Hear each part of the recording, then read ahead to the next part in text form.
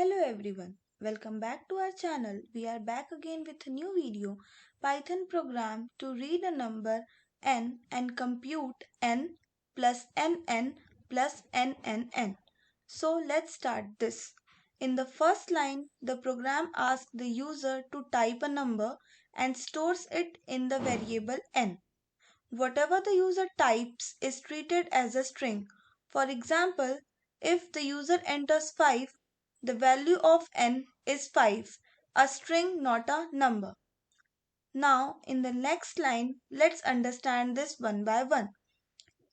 Here, n multiplied by 2 means multiplying a string by 2 means repeating string twice. For example, if n is equals to 5, then n multiplied by 2 becomes 5.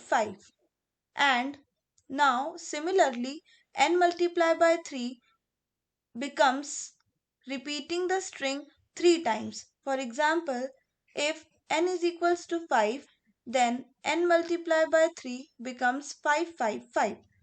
Now we have to convert this into integer. Here int n converts the string to the integer. Now in the next line, the program displays the calculated result along with the label result. So let's check this. As I am entering a number 5. Hence the result is 615 as 5 plus 55 plus 555 gives the total of 615. So thanks for watching this video.